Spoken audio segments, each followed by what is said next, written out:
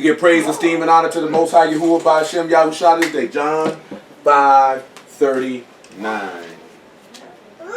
Yeah.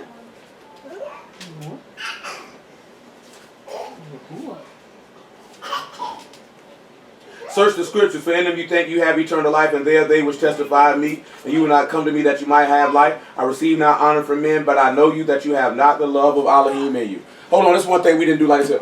You know what I'm saying? Before we begin like this here, I forgot to do this here. You know what I'm saying? Everybody give a round of applause for Yahuwah by Hashem Yahushua for letting us hear the word. Everybody give a round of applause. Yes. You know what I'm saying? Let's go ahead and let's look at Isaiah 62.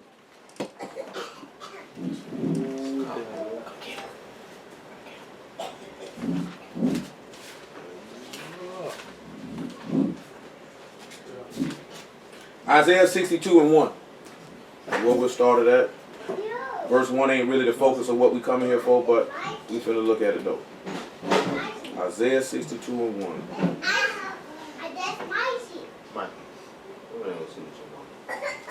And it says, for Zion's sake will I not hold my shalom, and for Jerusalem's sake I will not rest until the righteousness go forth as brightness, and the salvation thereof as a lamp that burns. Now we have been talking about some of this stuff, so I guess I'll go ahead and focus on verse 1 to a certain extent. What does that mean to y'all when y'all hear that? They say for Zion's sake he won't hold his peace, and for Jerusalem's sake he will not rest until that righteousness go forth as a brightness and salvation as a lamp that burns. Is that talking about the master when he comes to Jerusalem? Yeah, hold on a second. This thing don't want to cooperate. Why y'all think he mean when he say he won't hold his peace? Why wouldn't he hold his peace? Why would he be at the point where he feel like he don't need to keep his mouth closed anymore? Her sins reached up to Shamayim? He say for Jerusalem's sake, that's Babylon. Oh, okay. When we look at sake and will not hold my peace, it say to be silent, quiet, still, or inactive, or to show inactivity. Now, what does that make you think when he say, I will not hold inactivity or silence anymore for Zion or for Jerusalem? He say, for Zion's sake will I not hold my shalom, and for Jerusalem's sake I will not rest. And that is shaquat, right? And that's to be quiet or tranquil, to lie still, or to be undisturbed. Is that to fulfill what he swore to our forefathers? Yeah, I was about to say you gotta fulfill. I mean, he did, but I want y'all to really sit back and think about that, the construct of what we've been talking about for the entire week. When he say the brightness going forth. Because I know he wanted to dwell in the land too. And that's, no, God. Hold on one second. And then you sit back and you look at as a lamp that burned, and we had a lamp, and that's a torch, a laped, and then we got the burn. So he say it's a torch that's going to burn. And that's bahar, that's to consume or kindle or begin to burn or start to burn, or Yahuwah's wrath or human wrath. Which, if you sit back and look at it just in the context, you should be able to see that. So what do y'all think that mean when he say, I will no longer be inactive, and that my righteousness, my salvation will go forth as a lamp that burns. My salvation will be a torch that works my wrath. And he says he's not going to hold his peace for Jerusalem because he's been inactive. But that was Isaiah 16, what talking about Yahushua about purging the land and everything. Well, that's in Isaiah chapter 4. But what he's talking about is the something we've been talking about all week. What's going to be going on at Jerusalem at the time of his return?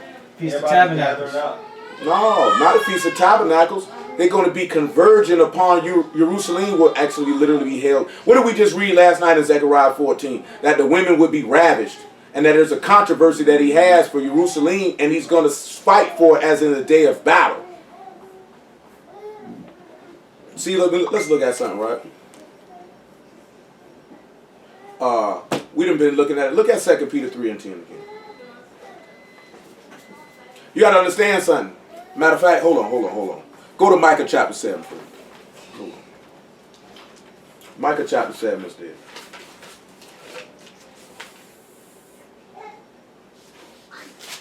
Micah chapter 7, verse 7.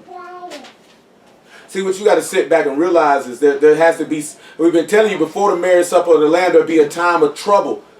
Such ain't never been. See, I'm referencing this here, and we going in this direction because it's a culmination of everything we've been talking about. What we've been talking about. One of the things we talked about is before the end comes, certain things had to happen first. You know what I'm saying? All this stuff. Why else would he be quiet? He been sitting there watching you get your head bashed in. He said, rejoice not against me, O my enemy. When I fall, I shall arise. When I sit in darkness, Yahuwah shall be a light unto me. Go sit down. Love Mike, leave her alone. I will bear the indignation of Yahuwah because I have sinned against him until he plead my cause. Now you sit back and look at it. We done sinned against him. Now he say he needs to plead your cause. See, remember that what we looked at in Luke 18 about the unjust judge, the woman come to me, worrying me continually.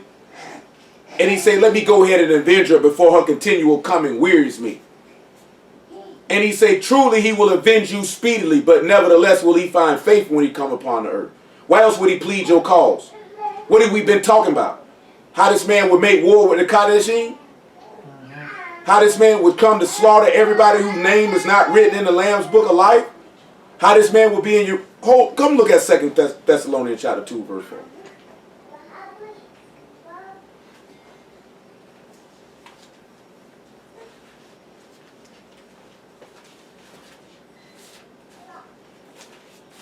Get around up to it in a timely fashion. 2 Thessalonians 2 and 4. We'll make it 3. He said, let no man deceive you by any means, for that day shall not come, except there come a falling away first, and the man of sin be revealed, the son of perdition, who oppose and exalt himself above all that is called Elohim, or that is worshipped, so that he as Elohim sit in the temple of Elohim, showing himself that he is Elohim. Well, where would this man do this at? Let's look at Daniel chapter 11 and let's see where he would do that. While you still holding Micah chapter 7 and Isaiah 62.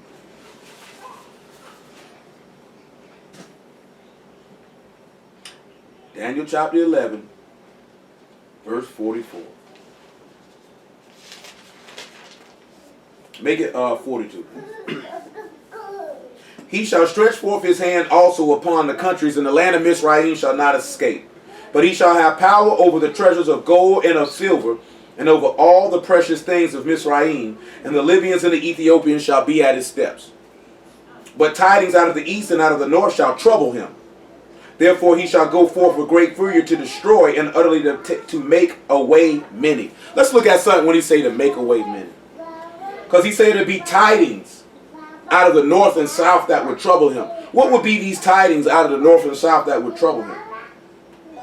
Why would he be troubled out of tidings? What are tidings? Well, let's look and see.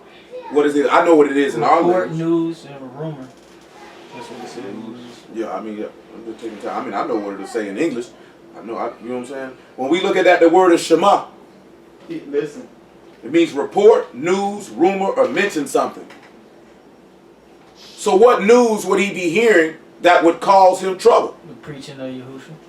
You know what I'm saying? Now hold on, then he said something right this here. To make many away. Let's see what this means when he will make many away. To utterly make many away. So the word to utterly make away is karam. It is to ban, devote, destroy, utterly, completely destroy, dedicate for destruction, exterminate, prohibit.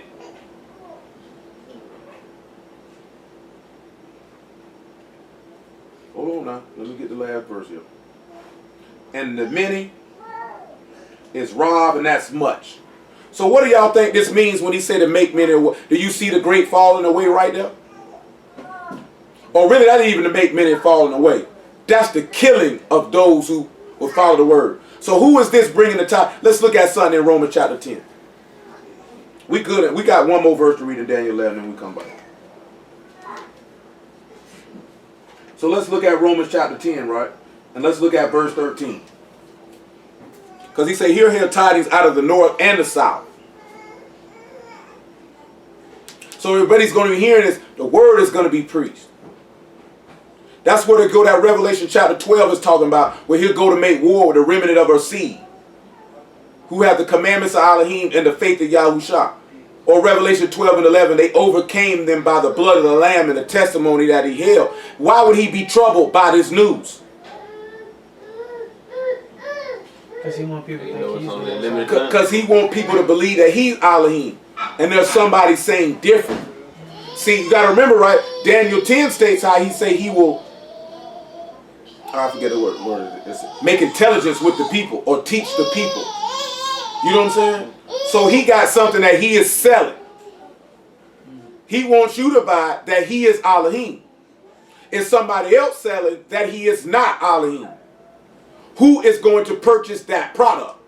Who you going to buy from? You going to buy from the beast by way of the serpent? Or you going to buy Yahuwah by way of Yahushua? Who you going to purchase your work from? Because one's selling death. The other selling life.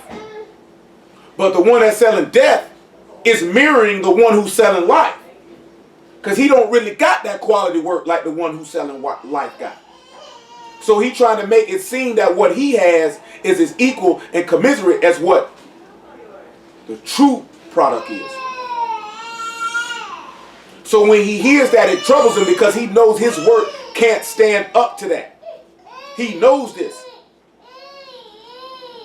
You got to understand that.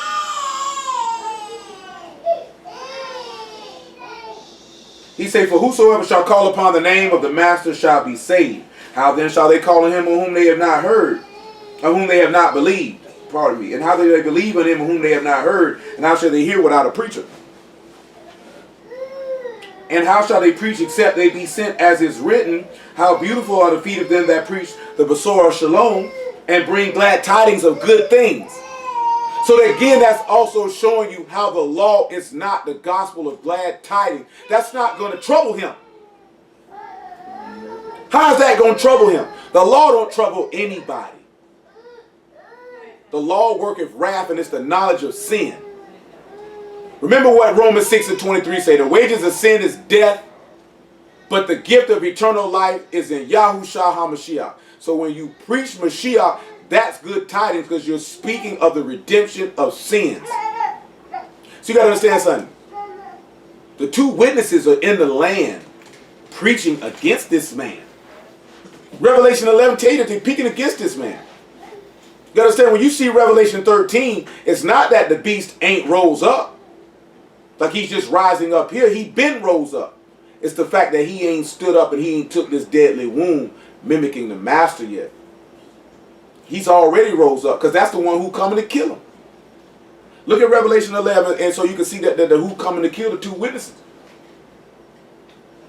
He tell you exactly who it is that's going to kill him. Revelation 11 and 7. And it says, and when they shall have finished their testimony, the beast that ascend out of the bottomless pit shall make war against them and shall overcome them and kill them. You already said the beast that ascend out of the bottomless pit. Who is that beast that ascend out of the bottomless pit? That's the man of sin. Remember, he got power by who? The serpent. So it's not Satan himself that's taking them out. So why else would the beast take them out? Because what they're doing is troubling him. Because what would they be doing? They would be preaching Mashiach. That's contrary to what he got going on. Come on back to Daniel chapter 11. So when you look at the utterly take away many, we already know what that is. What's it on the clock? He will go to make war with the Kadeshim and overcome them. Notice that, why do you, come back, go look at Revelation 13 real fast. Hold on, let's look at Revelation 13 real fast. Look at verse 4. And they worshiped the serpent which gave power unto the beast. And they worshiped the beast, saying, who is like unto the beast, and who is able to make war with him. And there was given unto him a mouth speaking great things and blasphemies, and power was given unto him to continue 42 months. And he opened his mouth to blaspheme against Elohim, to blaspheme his name and his tabernacle, and them that dwell in Shamahim. And it was given unto him to make war with the Kadeshim, and to overcome them. And power was given him over all kindreds, tongues, and nations. As you've seen that, would have just mentioned how he would take Egypt's gold and silver, and how Ethiopia and the Libyans would be at his doorstep. But what you got to understand, son, is why else would he be blaspheming against Shamahim unless it's somebody, or against Elohim as well, unless it was somebody speaking of him? Do you know what I'm talking about? See, he's got a problem with that. That's troubling his heart because he know he's not Allah. He know he's the devil. He know he's operating by the serpent. He know these men are operating by Elohim. This is enemy. See, I was talking about this earlier today. Paul tell you that you should not be ignorant of Satan's devices. Do y'all know what that means to not be ignorant of Satan's devices? Do you know really what that construct, a concept, and what that's telling you? Know how he gonna come. Know your enemy. How else can you defeat your enemy if you don't know him? You know what I'm saying? That's techniques of warfare 101. Learn and study your enemy. When you learn and study your enemy, then you know what happens when you know your enemy? You know his weaknesses. Once you know his weaknesses, then you know how to attack him. Remember, what is wisdom? In Hebrew, what's the Hebrew word for wisdom? And what does that mean? That means that's skill in war. What does the book of Proverbs tell you? To seek many counselors before you make war. So you're supposed to seek the word before you make war. The word tells you how your enemy operates. He said, be on guard for your adversary, the devil, who walks about like a roaring lion, seeking to how he may devour him. So you're supposed to know his techniques of how he comes. See, the master knew the man's weaknesses and how he comes, so it was easy for him to defeat him. The first thing when Peter came at him and said, not so, master, this won't happen to you. First thing he told him is, get behind me, Satan. Thou art an offense to me, because you savor of the things that be a man and not an Elohim. So the first thing you're supposed to know about your enemy, the devil, is he savors the things that are a man of this earth and not the things that's on high and not the things that's of Elohim. So his weakness would be to attack him with the things that's of Elohim, because he can't combat that. See, if you have a heart for the world and a mind for the world, then you got going to know your enemy. You can't be ignorant of your enemy. If you ignorant of your enemy, you will not recognize him when he's coming, and he will defeat you. See, you sit back and look at it. You don't want to win a battle, you want to win the war. See, you can resist Satan in one instance because you was able to there because you knew this one technique, but you didn't know the other five. So then in the end, you might win that battle, but you might lose the war in totality because you didn't actually know your enemy. When you look at America, America studies everybody who they go to attack. You gotta understand, so America studied black people to the T. They know how much you like to have sex. They know what type of clothes you like to wear. They know what type of beverages you like to drink. They know what type of food you like to eat. That's why when you're in your neighborhoods, that's why there's certain things in your neighborhoods that are not in Caucasian neighborhoods. Same difference. They know what white people like to eat. They know what they already know this because they spend time doing market research. They spent big money on this to know what you into and know what you like. So I know how to attack you. So I can destroy you. This is what they do.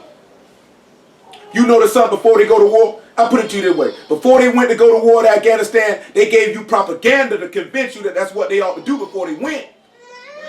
You don't think they had already studied them Afghans and knew what time it was before they went over there? You don't realize when they went to Iraq the second time, you don't think they studied them people to know exactly what they needed to do before they went over there? And they sold you propaganda to get you to go along with it. Because all this is like this here, and it's what Satan do. Satan brings you propaganda to make you go with his side, to buy into a false war. Because he'll have you believe that Yahuwah is oppressing you, and you need to fight back against that oppression with his word and his stuff he's telling you to do, and the stuff that he's restricting you from. You know what I'm saying? Because you don't know, that's why he say, they kill me because they know not him that sent me. If you don't know Elohim, then this man can make you think that Elohim is your enemy. See, he's saying, woe unto them that call good evil and evil good. This man will think you think Yahuwah is your enemy. Yahuwah is just showing you Satan is your enemy. Because he's trying to take death from you. I mean, he's trying to take life from you. Look at John chapter 10. We come back to Hebrews 11. I mean, Daniel 11. Look at John chapter 10. We good in Revelation 13. We don't need that one.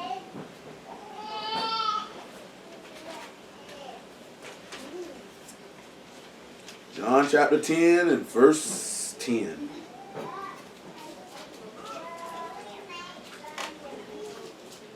Let's look at how your enemy come. You have to understand how your enemy come and how he work. He said, the thief come not, but for to steal, and to kill, and to destroy. I am come that they might have life, and that they might have it more abundantly. So the first thing you're supposed to sit back and look at, you come back to Daniel 11. Let's look at what the beast coming to do. He coming to steal because he's trying to take all these people's stuff. He trying to destroy the worship of Elohim in the earth, and he coming to kill. So this is how you would be able to recognize him when he come popping up saying he Elohim, because you already know your enemy. What is the man of sin? What's his biggest weakness? We've been talking about this particular weakness for the last couple weeks. What's his biggest weakness? When you look at the man of sin, what's his weakness? Pride. People. Pride. His ego. He said he don't esteem the Elohim of his fathers. He don't esteem any other Elohim. He only esteems himself. So when you see that lifted up in him, then you already know that's not an Elohim, because that's a weakness. That's not of Elohim. See, hold on, son. Come over here to 1 Corinthians chapter 1. Hold on, before we look at 1 Corinthians chapter 2 first. And then we'll look at 1 Corinthians chapter 1. Chapter 2, verse 2. 1 Corinthians 2 and 2.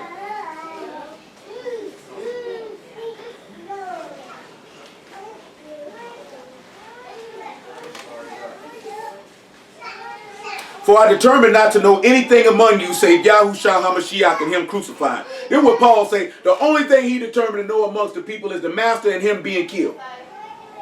Look at the next thing he tell you. And I was with you in weakness and fear and in much trembling. And my speech and my preaching was not with enticing words of man's wisdom, but in demonstration of the Ruach and of power, that your faith should stand that your faith should not stand in the wisdom of men, but in the power of Elohim. See, that's what the beast coming with. That's why the master told Peter, when Peter did that, really he was speaking to Satan, because Peter ain't know no better.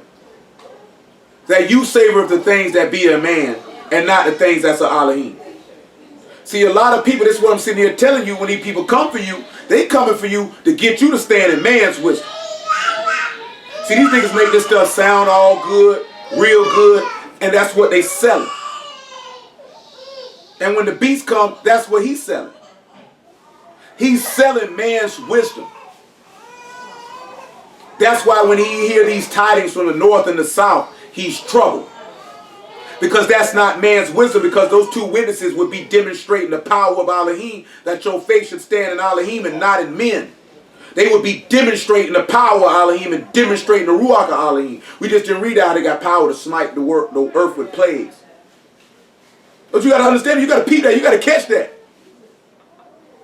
Because if you don't catch that, this nigga's going to get you. So that means you're going to know that when these two witnesses are preaching, you're going to see this man worried. And because he worried, he going to seek to kill anybody who follow that. And this is where you see why he say, for Zion's sake, I'm not going to hold my peace no more. You know what I'm saying? Because it's going down. This man, we'll read it in a minute. 1 Corinthians chapter 1. Verse 23.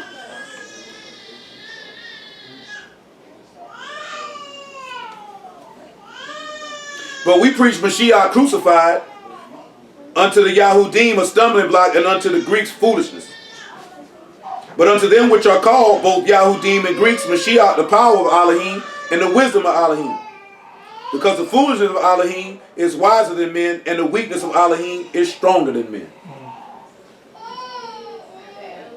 So you have to sit back and look at that. You have to sit back and look at that.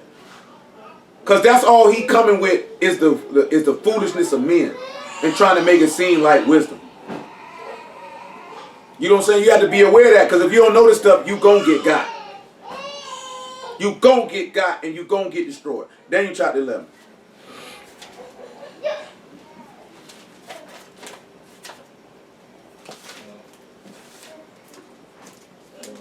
(44). Daniel 11 and 44.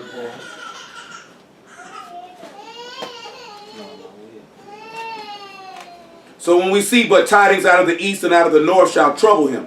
Now we see why he would be troubled. And therefore he shall go forth with great fury to destroy and utterly make many away. So because of this, he is going to come to kill you. Let's look at Matthew 24 now.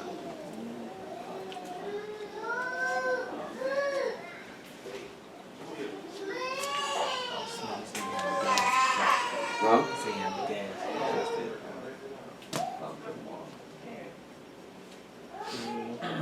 go to? Matthew 24 and 15. Yeah. No.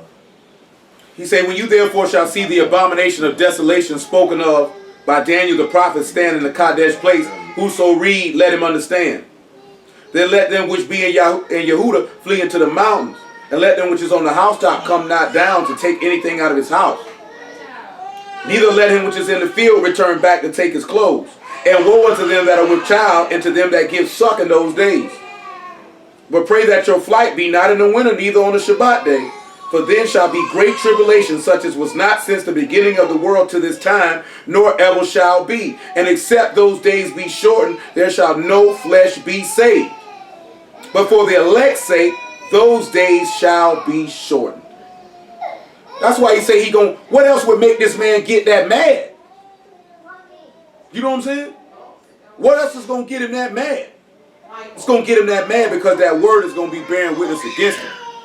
That's what's going to make him that mad.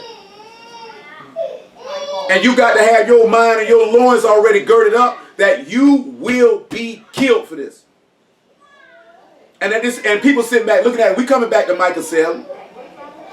People sit back and look at, well, where your Elohim at?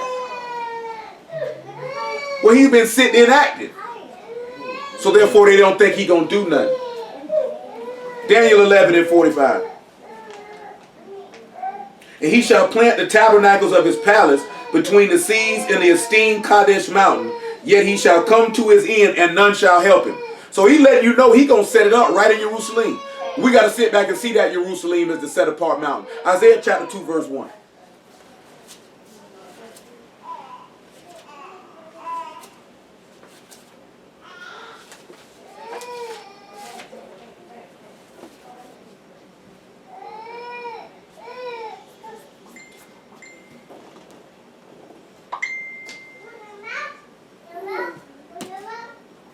The word that Yeshayahu the son of Amos saw concerning Yehuda and Jerusalem. It shall come to pass in the last days that the mountain of Yahuwah's house shall be established in the top of the mountains, and shall be exalted above the hills, and all nations shall flow unto it. And many people shall go and say, come ye, let us go up to the mountain of Yahuwah, to the house of the Elohim of Jacob, and he will teach us of his ways, and we will walk in his paths. For out of Zion shall go forth the Torah, and the word of Yahuwah from Jerusalem. Go sit down, Leo. So now we see where this man's going to set himself up at. Now we're going to see why else would he be screaming?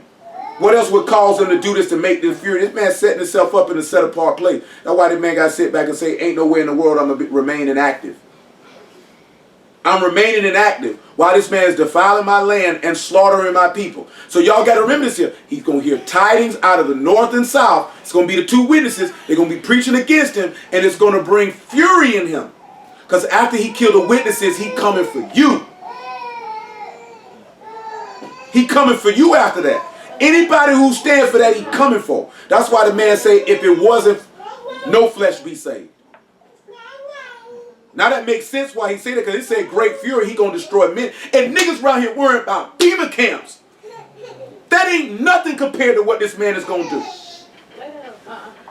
Niggas can't wrap their brain right. Nigga ain't worrying about no FEMA camp. Nigga, that's not no persecution, nigga.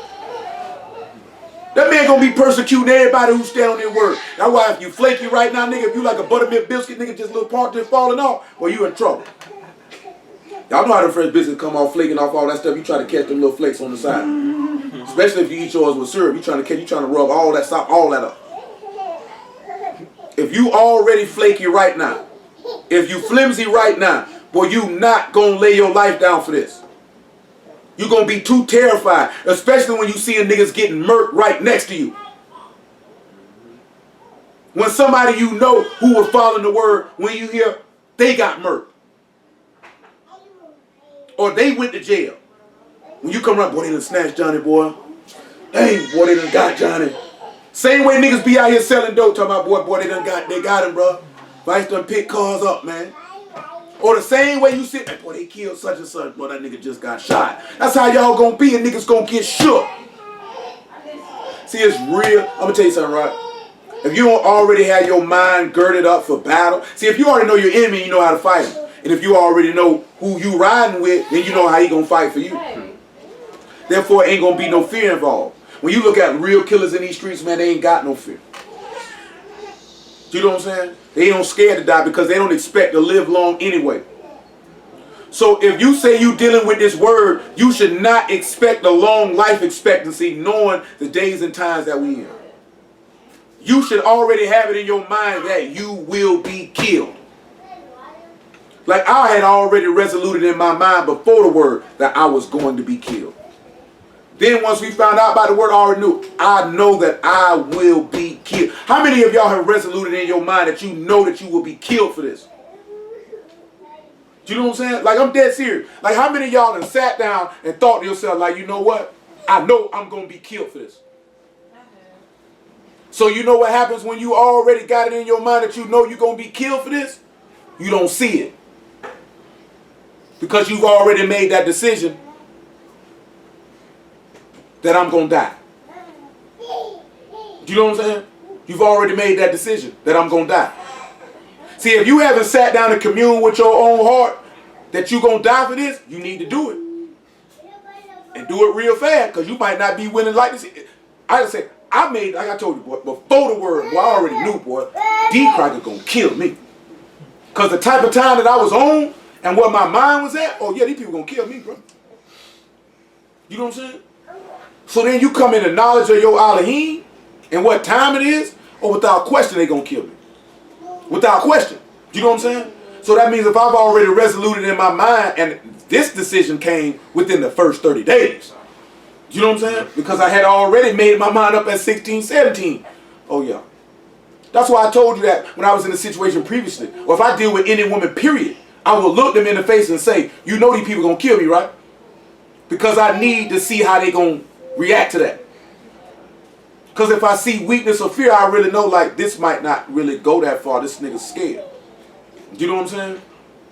This nigga's scared.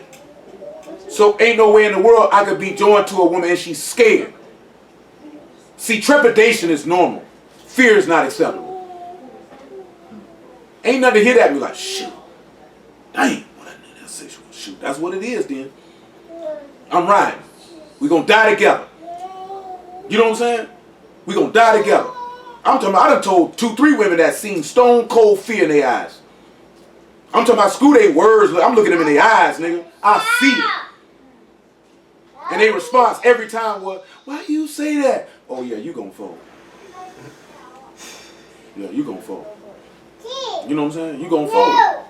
Because that's not a realistic concept for them. I mean, I'm talking about shoot, even if you go to some dude and be like, yeah, boy, you know them crackers gonna kill me, right? Nigga gonna be looking at, man, I done had niggas be like, bro, don't talk like that, boy, them crackers gonna kill you, boy. Nigga, what? Nigga, I be in prison. And these niggas telling me like, hey, boy, them crackers gonna kill you, boy. Boy, you can't be talking like that, boy. Nigga, what? I'm gonna show you how ignorant it is, because I was talking about this earlier. Niggas mad because Birth of a Nation only made $7 million, right? Why would you expect it to make more than $7 million when ain't no white folks finna go watch no movie talking about killing them? How dumb niggas is. Of course they spent $181 million to go see 12 Years a Slave. It's to keep you a slave, nigga. I'm a shop with that. It ain't enough. You niggas don't move no markets, nigga. Niggas didn't go platinum off niggas buying CDs. Definitely did. Nigga, Jay-Z didn't get rich because niggas bought Hard Knock Life Volume 2. White people bought it. He sold 4 million records because white people bought it. Nigga, you think Outkast went diamond because you niggas bought it? You know what I'm saying? White people push that. If a movie makes a whole lot of money, it's because white people went to go see it. And niggas is dumb enough to think white people finna go see a movie talking about killing them. Then on top of the fact, we read the article yesterday, niggas say the movie is completely historically inaccurate. But basically it was from a dude who was an historian, which means people who are historians know the whole story, and they know that in movies they do take artistic liberty. They mad because they ain't make their money back. It took $10 million to make it. And they was expecting, yeah, exactly. And they was expecting to make their money back in the first 2 days. They gonna make their money back, but it's not gonna make the profit that they thought it was gonna make. Spend all that money for nothing. You know what I'm saying? But then on top of the fact, they say how the movie was framed. They say that man's wife wasn't raped, how they said she was raped. say she wasn't weak, how they said she was weak. They say he didn't die, how they said he died. But since the average nigga don't know nothing about Nat Turner, ain't never read nothing about Nat Turner, all they gonna know is Birth of a Nation, and that's what they gonna feel about Nat Turner. Ain't damn nigga gonna actually go read about Nat Turner. If you say 2 million black folks went to see it, probably 250,000 of them gonna take the time to actually go read about Nat Turner. You know what I'm saying? Then when you actually read about it, you gonna see like, now I will say Malcolm X movie was close to his book. Oh yeah, that was real close. It was real close to the autobiography, because I didn't read it. With the Denzel one? Yeah, the movie was close to the autobiography, almost to the T. Nah, it was to the T for real. You know what I'm saying? They didn't take no artistic liberty with his autobiography. You know what I'm saying? His kids wouldn't have had that. Exactly. Like they didn't take no. I'm talking about even to the nigga get your hand out my pocket. That really happened. Do you know what I'm saying? That really happened. Like that's in the book. That really happened. You know what I'm saying? But they said a lot of that stuff, man, in that Birth of a Nation, it didn't happen. You know what I'm saying? But they gotta understand something. We be so quick to just because a black face is on something that you think that they got your, man, that nigga trying to make money just like everybody else. And see, they're trying to blame that the movie didn't do good because they were talking about his rape case, but his rape case might have had a factor in it. But at the end of the day, the factor was, ain't no white folks finna go watch no movie talking about no black man riding around killing them. They don't want to see that. They don't want to see something that will remind them of their atrocities. See, 12 years of a slave and all that other stuff, it romanticizes their atrocities. So then they don't mind going to see that because They got free and all that. we weren't that bad. You know what I'm saying? We let them eat chitlins every now and then. You know what I'm saying? Like you know what I'm saying? They don't want to see that. Like they wanted to see Django because of who was in it. Yep. It ain't just Jamie Foxx. You got Leonardo DiCaprio. Oh, yeah. And it's a Tarantino film. But see, I'm gonna tell you something. Tarantino done did films with all black cast, and people didn't go see them. But only because of white men. Who knows? But I'm gonna tell you, ain't no white folks finna go see no nigga killing crackers. That's the only reason why niggas going to see it, because all they know about Nat Turner is he killed crackers. That's all niggas know. I might have only read one book on Nat Turner in my entire life. You know what I'm saying? So I'm not gonna sit here and tell you I know his story inside and out. I ain't gonna lie, I just heard that nigga when you said that nigga killed, he read the book, how he got that, he killed crackers. Like, Yeah, I mean, I've been know about it. yeah, But that's because I read, though. We found out the first slide, though. Yeah, I found out through you. Yeah, I mean, because I read, though. So I'm gonna tell y'all something, and we've been talking about this, like, I really get frustrated because I don't have the time to read, because I read, like, screw internet research and all the other stuff. I read books. You see what I'm telling you? Like, I read books. Reading books does two things. It expands your horizon and it expands your vocabulary. If you see someone with a limited vocabulary, I would be willing to wager that's someone who doesn't read. You know what I'm saying? Reading also opens. See, I don't read for entertainment. I started reading for entertainment in the first grade. I'm dead serious. You know what I'm saying? First grade, just something clicked in my head. If I want to be entertained, I watch television for that. If I'm reading something, that means I'm reading something for the purpose of learning something. That's what reading should. I don't read to be entertained. I can entertain myself with a lot of other things than a book. Yeah. You know what I'm saying? There's nothing wrong with reading to be entertained now. So that's not what I'm saying. Or adventure story, I guess. Because some people would rather read a book and be entertained by the crafting of a story through words than through moving pictures. You know what I'm saying? And I can understand that. I'm speaking for me. If I want to be entertained, I'd rather be entertained by moving pictures. You know what I'm saying? Now, I've read some good books now that were quite entertaining in my time. You know what I'm saying? Some very good novels. I've read numerous James Patterson novels. He's a good author. Very descriptive author. You know what I'm saying? Some authors suck. Just something like I said. I don't know a lot of authors, but I know that because you know what I'm saying? Being incarcerated, you read a lot of novels. Like on the street, I didn't read novels. You know what I'm saying? Whatever that Grisham dude write all them lawyer books. It's a very good author. You know what I'm saying? Some people have skill to bring words to life to where you can see the pictures in your mind. Now, you turn around and you say that there, and we just swing it right back around, and that's going back to what I'm talking about. Yah has wrote a story that brings a picture to your mind. You know what I'm saying? And when you read that, there should come a point to where you just not reading words on a page, but a manifestation of a story in your heart and mind that you can see. You know what I'm saying? See, the reason why people don't stay on to what he's selling is because that picture doesn't formulate in their mind. So that's why people don't sit down and say, I will die for this. Because they haven't actually seen the story and seen that manifestation of that moving picture in their mind of the words that you will die for this. You know what I'm saying? You'll sit back and you'll have people read a book or watch a movie and identify with a particular character in that book or movie. You know what I'm saying? Well, with this book, you're supposed to be identifying with the main central character, which is Yahushua, and every other minor character is just pointing to him. Like people ask you, who's your favorite prophet? I don't have no favorite prophet. Because my favorite prophet is going to be the prophet every time because they're him. You know what I'm saying? They're just playing a big part in his movie. You know what I'm talking about? Or like, what's your favorite book? What's your favorite verse? It doesn't matter. See, when you get, there's nothing wrong with if you think that way. Don't get me wrong. But what it is it doesn't cause you to be able to have the story come to life. It's almost like you're taking it like it's a novel and you're treating it that way. And you're not treating it out that, yes, it's a live action movie being played out in real life. Do you know what I'm saying? You know what I'm saying? Because all the movie is a story with the beginning, a plot. You know what I'm saying? Some whatever, I forget because I used to know this stuff because I took climax. But see, the climax at the end, but I forget the thing before the climax. Rise in action. Yeah. You know what I'm saying? Get you up there to the climax, and then the end of the story. You know what I'm saying? Now, every individual in this room, everybody plays a part in that story. You know what I'm saying? See, all we focus on is those who have a memorial. But there are many people who did many righteous works and wonders who don't have a memorial in this book. You know what I'm saying? Who played a role. Everybody plays a role. What your role plays is all contingent on your heart.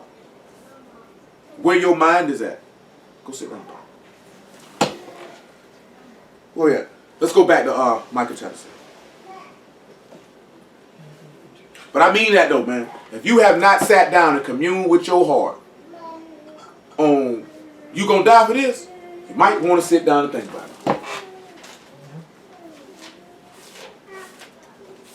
Let me put this here. Not that are you gonna die for this, but have you sat back and be like, I know I'm gonna be killed for this. See, that's what I'm talking about. When you done sat back and be like, you know what? These crackers gonna kill me one day.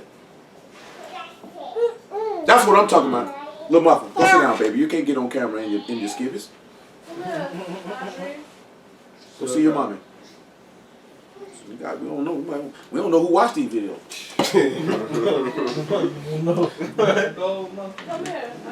Don't need nobody looking at our children and they draw like this here. Look at that baby, you nasty buzz at you. You know something? Hey boy, you got some nigga boy. That's public stuff. People crazy. I hope I ain't offend nobody who ain't on that. If it ain't on that, it ain't got nothing to do with you. If you on that, get right.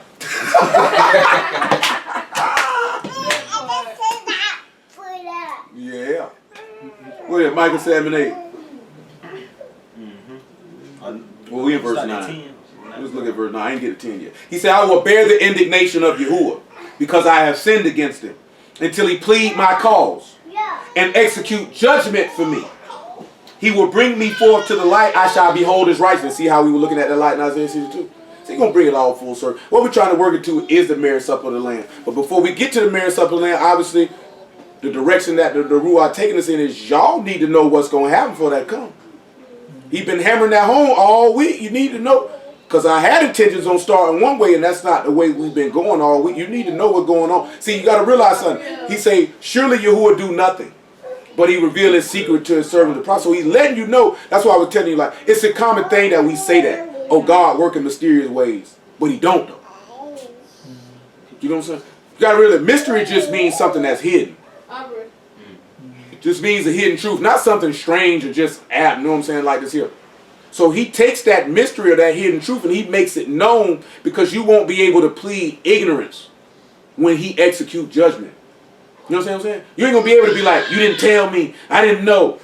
Like, no, nigga. Y'all gonna know. Because that's what makes him just. I'm not gonna do something to you without telling you first. You know what I'm saying? I'm not gonna come kill you and condemn you for being wicked without testifying against you first. Because then that would make me unjust. And there's no unrighteousness with Elohim, no iniquity can be found in him. So he's not gonna do people like that. That's why you talking about like what brother talking about in the shop. Is because like you saying this, but you know what you're doing is wrong. When you open your mouth and you say, I need to have penis control, you know what you're doing is wrong. That's why I'm telling you when people say they already know they going to hell. They already know because you already know what you're doing is wrong. See, what people want is the in-depth level, like we go through the book and deep understanding and understanding mysteries and prophecy. Man, that man ain't worried about that. You know, obey my voice. You know what I told you to do. You don't believe in me, but you want me to break bread with you on you want me to go in the back and give you the good word? You ain't even taking heed to this petty stuff I threw out your teeth. I gave you a starter pack. You know what I'm saying? Go on the block with that. You definitely been giving starter packs. Go on the block with that. You know what I'm saying? Couldn't even get off with that. See if you can get off with that. You know what I'm saying? Go ahead. You know what I'm saying? This is a little something I get to new customers, man. Go ahead. You know, put that in there. Hit that. You know what I'm saying? An ounce or something. You know what I'm saying? Nah. See this? That nigga say, you know what I'm saying? I don't know what your man laughing at. That nigga looking bad. That nigga on with an ounce or something. You know what I'm talking about? But no, you might. What you do is like sometimes, man, you might throw somebody's son on the house. You know what I'm saying? Like he go a free bag, bro. He go a free rock. You know what I'm saying? You try that out. See how that works for you. You know what I'm saying? See if you like that. Because if you like it, you're going to come back and you're going to spin. You know what I'm saying? But see, he throw that stuff out there, nigga be like, I can't have sex. I was smoking that. That stuff is garbage. Man, if you got something else in there, nigga, you ain't even like what I gave you. And you want me to give you something else? Niggas look at it. I'm going to tell you, niggas be knowing, bro. When you sit back and you just sit back, let's just sit back and look at this here. I keep the time frame small. This is October. Let's say in the last 120 days, anybody who you done came across, I don't care if they know about the word or not, and they've been doing something that they know is wrong. How many of them really came up with the most asinine, retarded, just outright despicable justifications for what they know is wrong? You know what I'm saying? And then you sit back and look at it, and then they be like, you know, he's still gonna have mercy on me. What? Nigga, you know you wrong? Like, bro, do you know how sour that is when you open your mouth and say, I know I was having sex. I know that's wrong, but I know I was smoking or lying or drinking. I know it's wrong. What? Then why did you go do it? Like I said, there was no excuse for me. Like, I knew selling crack was wrong. And I ain't talking about selling crack was wrong because I might go to prison. Nigga, screw prison. Like, a nigga wasn't scared of prison. You just don't want to go. Who wants to go be locked up with men? You're trying to avoid that. I'm talking about the socio-economic and cultural impact that had on my people. I know all the way around that is wrong. You know what I'm saying? There's no excuse for going to do that. And you know what we used to do when we were selling dope? Come up with ways to justify doing it, to make us feel better about doing something that we outright know is wrong. You know what I'm saying? Like niggas knew, like, bro, you was always on that black stuff. Nigga, how you selling rocks? I'm like, shoot, nigga, all my customers white. Screw it. Which, truth be told, about 75% of them was. Bro, you know when my conscience really started eating at me, bro? When I went out east and started selling dope. Then all my customers became black. That bothered me. You know what I'm saying? Because I'm like, I ain't on that. I'm dead serious. When I was on the beach, most of my customers was white. So I didn't care nothing about selling them no dope. Like, I had a black dude in my apartment, served him every day. My building right here, his building right here. That nigga was like, bro, don't serve me, bro. I'm trying to quit. I said, I got you. I would not serve this nigga. And this nigga used to cuss me out and go off on me because I wouldn't serve him. But I'm like, my nigga, you told me not to sell you no dope, bro. You my people, I love you, nigga. I don't want your money, nigga. I don't care nothing about this. You just look me, black man, in my eyes and say, I want to stop smoking crack. Don't sell me no crack. I'm not going to sell you no crack. You know what I'm saying? Because, nigga, I don't care. I don't care nothing about that. I love you more than this money, nigga. I don't want your money, bro. You know what I'm saying? Like, straight up, I don't care nothing about that. A white person could have told me that the first time he would have buckled. I got you. I might have not did it the first 2 times. Out of the third one, shoot, you trying to smoke. I got you. I wouldn't have did that to no black man. You know what I'm saying? You can say I'm wrong. You can say what it is. That's just what it is. I don't have a problem with white people. But my thing was, of course, I'm going to have a natural inclination to my own people. That's natural. I wouldn't be mad at white people for doing it. I'm not. You know what I'm saying? I don't get mad at white people when they say you shouldn't intermarry or you shouldn't do this. No. I'm not mad at you for that. I don't see that you're wrong. Because you should have a natural inclination to love your own people first, but not love your own people to the exclusion of others. You know what I'm saying? You shouldn't love your people to the point where you say, I don't mess with nobody else but you.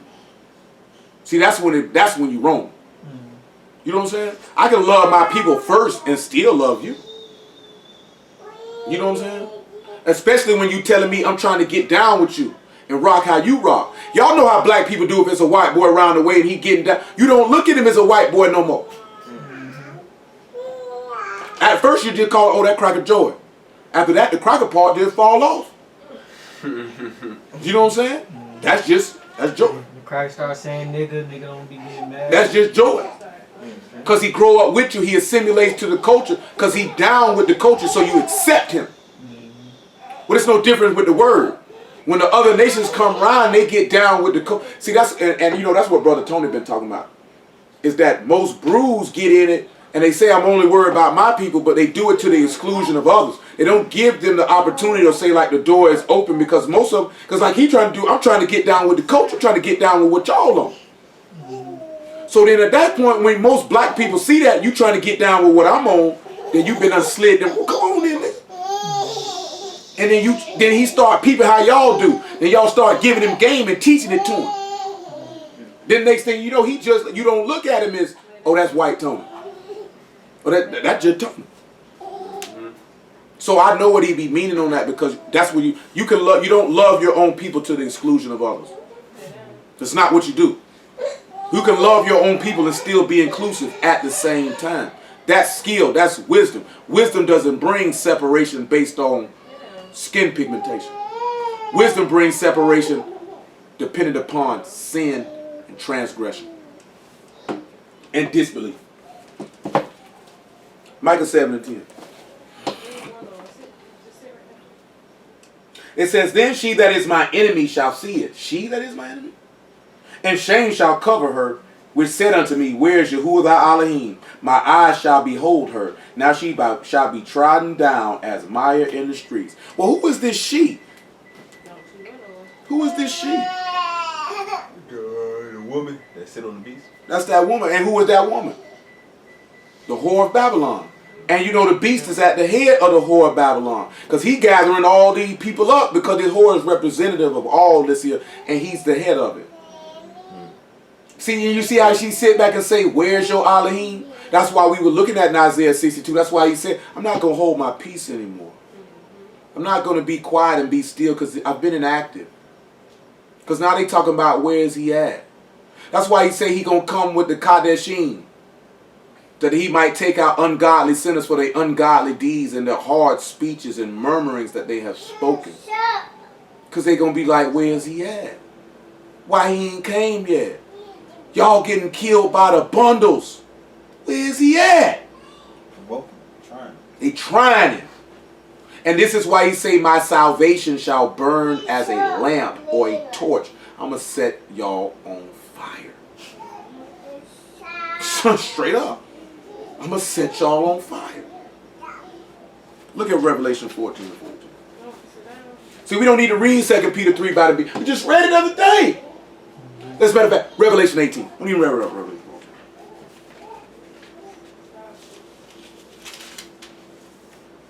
18 and 4. And I heard another voice from Shamahim saying, come out of her, my people, that you be not partakers of her sins, and that you receive not of her plagues. For her sins have reached unto Shamahim, and Elohim have remembered her iniquities. Reward her even as she rewarded you. Double unto her according to her works, in the cup which she hath filled to her double.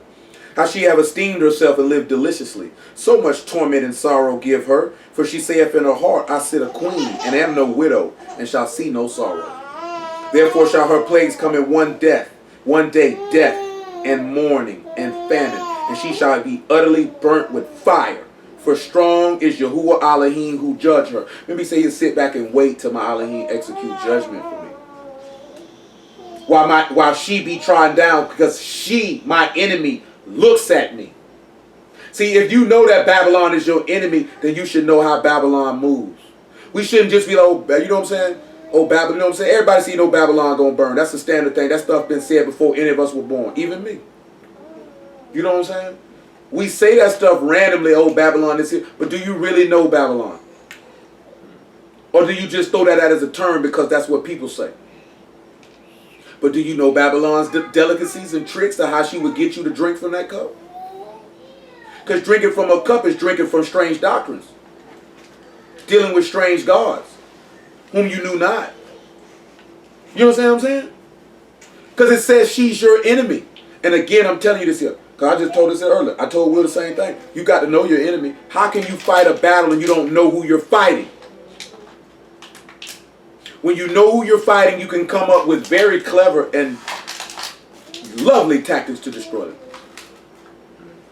Because I'm going to tell you something, when you come after somebody, when you go to war with somebody, you know what you have to be willing to do? Be patient, say that. You have to be willing to be patient, but you also have to be willing to destroy them utterly. See, when you look at your ancestors, when they were coming to inherit the land, what did Yahuwah tell them? To destroy all the people out there. Utterly. Kill them all. Don't leave nobody. You know what happens when you leave somebody? Y'all didn't watch Kung Fu movies. Yeah, you gotta destroy them. But when you see in a Kung Fu movie, they kill everybody in the village and they leave a son alive who watched his daddy get killed. And you know what that son does his whole entire life? Fear. Plots revenge. He'll come back. He spends his whole life plotting revenge on why you think Gog and Magog rise up to battle at the end. Because he left them alive. And they're going to be plotting revenge. Remember, Revelation 11 tell you the nations are mad. The time of their judgment come. And he's sparing them alive for a day, for 1,000 years. So for 1,000 years, these people stewing in their anger and resentment, plotting how they're going to take revenge. Because he didn't utterly destroy them. But he chose not to utterly destroy them. Because that's part of his plan. Because when he finished the serpent or when he finished the devil off at the end, it's a complete vanquishing. See, it's two things you got to know is, you got to know when to stop, and you got to know how to smash them all the way out. Matter of fact, come to 2 Kings. I'll show you what I'm talking about. Bro, you know you be so funny.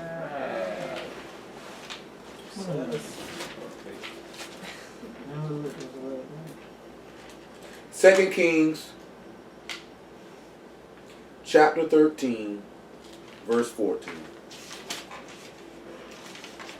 You know what I'm saying? I was talking to my homeboy about something. I don't know if this will fit in the construct of the conversation. Maybe when I sit back and I hit this Isaiah 62 all the way out and this Isaiah 54. Because I just was telling them something. Just something I done mentioned it to y'all before. You know what I'm saying? Especially some of y'all ain't. Boy, I tell you like, boy. No, I don't know. Y'all might can do it. I know I can't do it.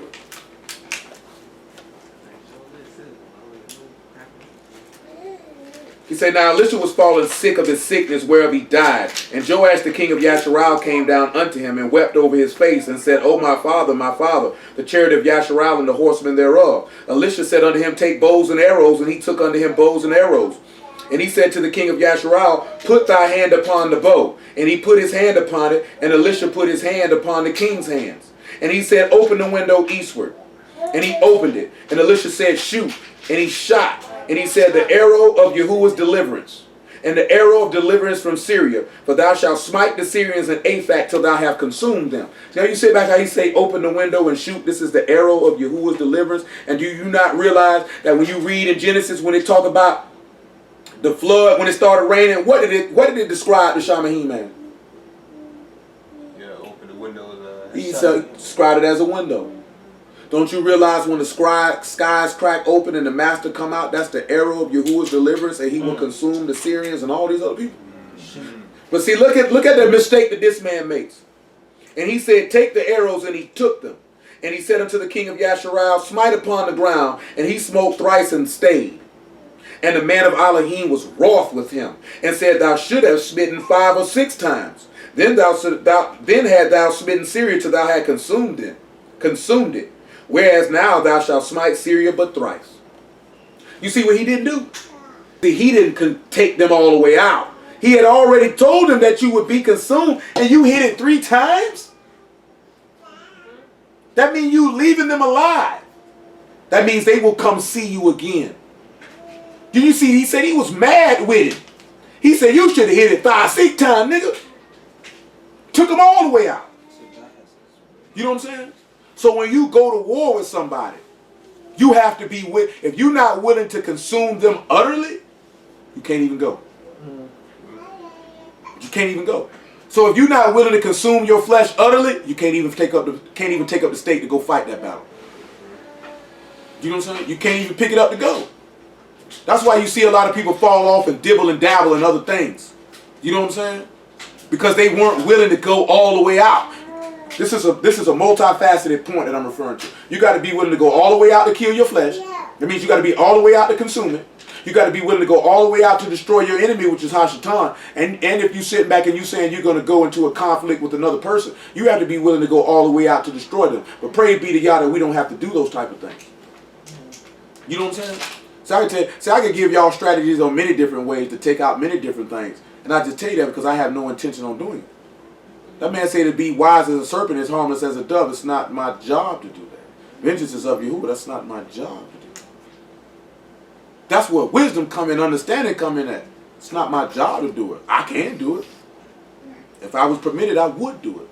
Depending on the situation and circumstance of what it is. You know what I'm saying? I have no problem with that. You know what I'm saying? Just like I had a situation today, like I ain't gonna say that. I ain't gonna say that. That's what came to my mind though.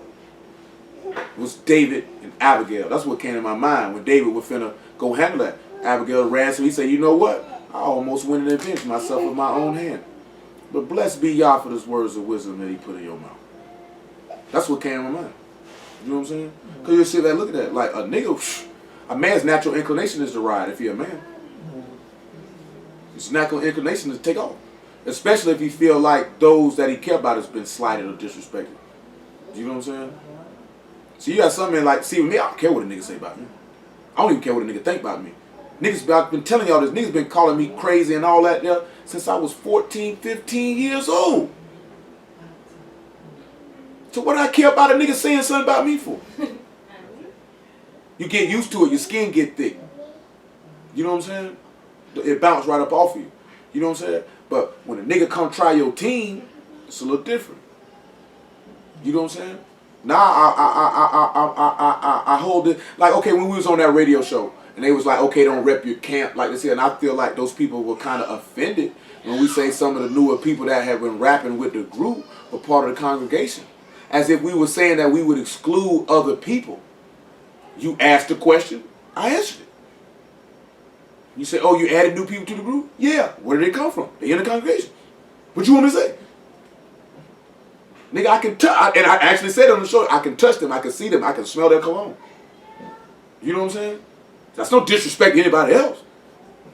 You know what I'm saying? Nigga, we ain't acting like we no gang, but at the same, because some brews in their congregation, they act like they in a gang. Yeah. But at the same time, though, I rep that crew, though. You know what I'm saying? It ain't necessarily got to be like, oh, what the name of the organization is, but I rep that crew, though. So you're not going to disrespect that crew, though. You're not going to do that. You know what I'm saying? You're not going to do that. I'm going to get some straight about that. And some of them will look like, oh, y'all can't bang it. Nah, I ain't on that there. Get them about that there, man. Just watch your mouth. What you say about my people, that's it. Just watch your mouth. It's different. Like, we ain't going to be running out, shooting the firstborn nigga, we better than all you niggas. No, don't do that. I ain't on that. You know what I'm saying? I ain't on that. You know what I'm saying? Now, I will say, yeah, the Hebrew Connect, our music is better than yours. That's just me. No, that's very factual. But I'm not going to say that publicly. I mean, I'm just saying. I just said that's just me. That's just. But you're supposed to feel like that, though. That doesn't mean that I'm not going to listen to nobody of me. But you're supposed to feel like our stuff is better than yours. How could you go into something and don't feel like you're the best? Yeah. When you don't feel like you're the best and you're not going to do the best. Shouldn't mean be It's not on some arrogance, I'm better than you type. You supposed to feel like I'm the best. See, there's a fine line between arrogance and confidence. You know what I'm saying? I feel like I'm the best. Like there was a situation, I told a nigga like, hey, that nigga ain't got nothing on me. They're like, I don't care what you say. You know what I'm saying? It's not like this. That nigga couldn't touch me, and I bet you that nigga tell you that if I was standing in front of him. You know what I'm saying? That's how I feel. That's the confidence I have in myself. You know what I'm saying? See, if you don't always be, like I told you before, you're not a confident individual, then it won't bother you. If you're a confident individual and your confidence goes, it's like your whole life departs from you. You won't even know what to do with yourself. Real talk, you won't even know what to do with yourself.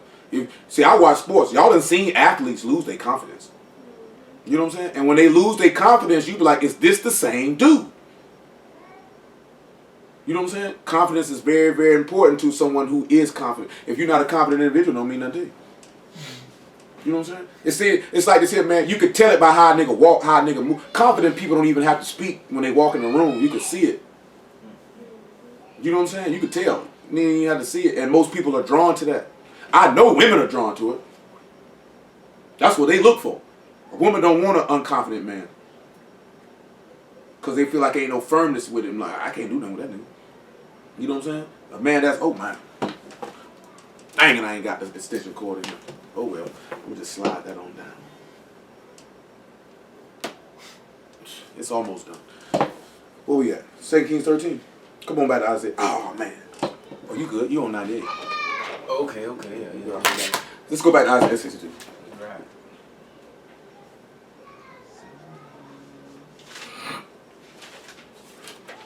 We ain't been going about an hour. All these niggas just done disappeared. Where the nigga went at? Isaiah 62 and 1 though. Look at back to that. So when we look at this, right, why do y'all think he say righteousness shall go forth as brightness? What do you think that means? What y'all think that means? Righteousness going forth as brightness. Let's look at something when we say righteousness going forth as brightness. Jeremiah 23. I'm see it gonna spread like the sun, spread like the light. Let me see if Jeremiah 23 is what that's written. That's what I'm thinking about. And indeed it is. Jeremiah 23 and about I'll read verse 1 just because I feel like it. You know, the word is a beautiful thing. And praise y'all for it. You know what I'm saying? Understanding is even greater. Because that means you understand the Son. See, this is what I was telling my man earlier. Because we were talking to him about something. And I just mentioned this now. Like, you know, sometimes people say certain stuff to me like this here about a mate. Because he was telling me something about his people. And I was telling this nigga, I already did a project. Now this nigga knew some word before I grabbed him. It just didn't. I just showed it to him in a more perfect way. So I was willing to take that time to give it to you, take you from here to here. I can't do that again. See, y'all might could do that. I can't do that. I don't have time for it. You know what I'm saying? Because you put it this way. Let's say if a woman was to show up and she said, you know what? You could tell that she interested. Man, if you knew the word, number one, I don't have the time to actually take a baby and feed you to make you a grown adult.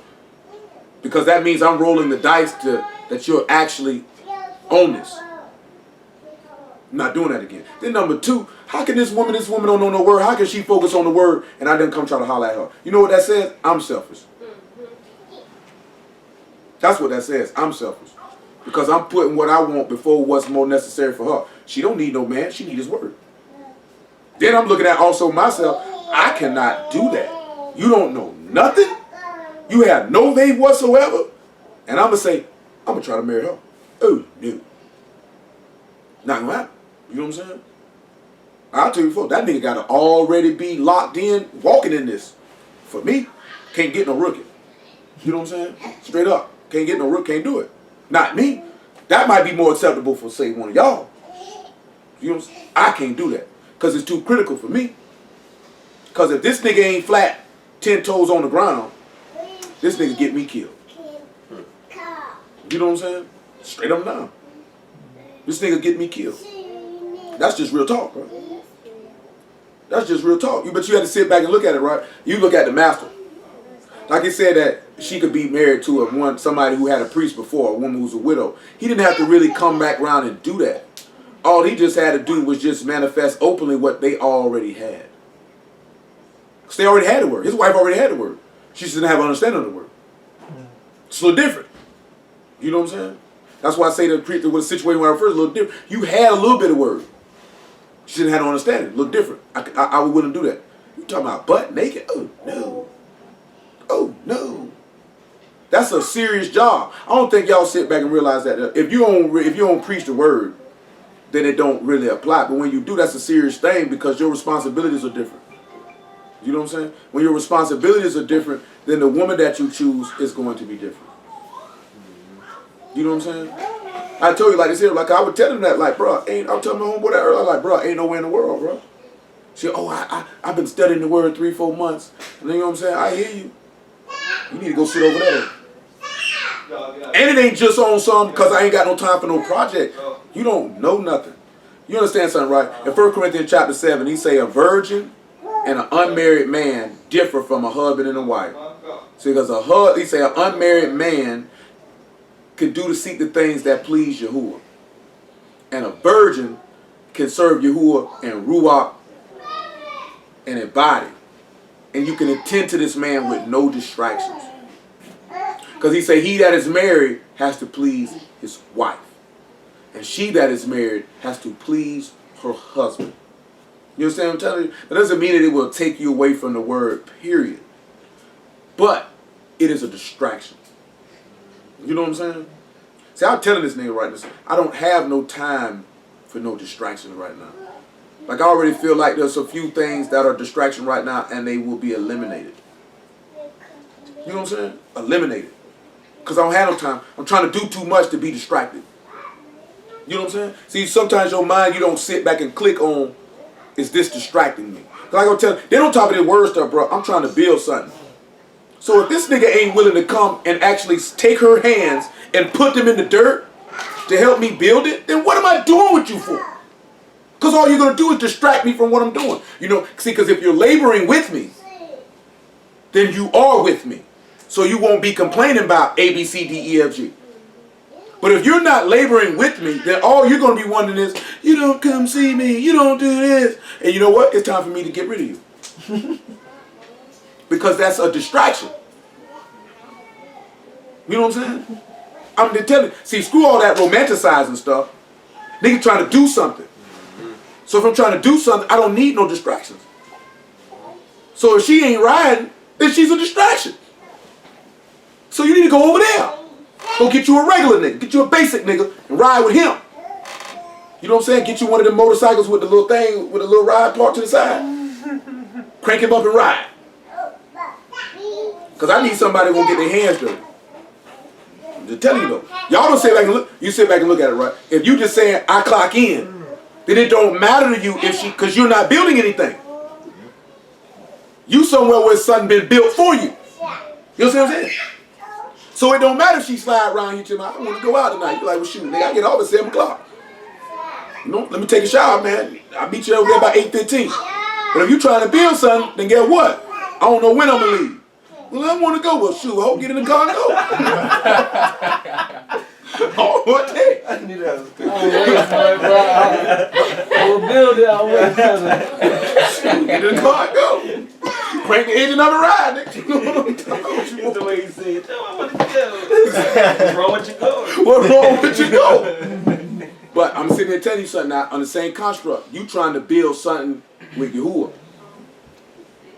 You don't need no woman that's going to distract you from that. You know what I'm saying? You don't need no friends that's going to distract you from that. You don't need no family that's going to distract you from that. Because a woman could be a man's greatest downfall or his greatest push to success. It's all contingent on the choice. You know what I'm saying? Yasharal was the downfall of Mashiach, but it was for our benefit. That woman took that man down. They say by means of a whorish woman is a man brought to a piece of bread. That whorish woman brought this man down to one piece of bread. He patted 12 men, told him eat it. You know what I'm saying? Brought him down. An adulterous woman. Jeremiah 23:1. I'm just going to tell you, man, that's just real talk now. Yeah. Because like I say, I'm just speaking for me. Everybody's situation ain't the same. I just know me. What I'm trying to do, I'll stay single before I do that, bro. Straight up. Like, how am I going to get a woman that don't want to help me build what I'm doing? How's that possible? Now you had to sit back and look at it. How could you get a woman that's not trying to help you build towards Mashiach and Elohim? How could you go get with a woman like that? If you a woman, how can you go get a man that ain't on that?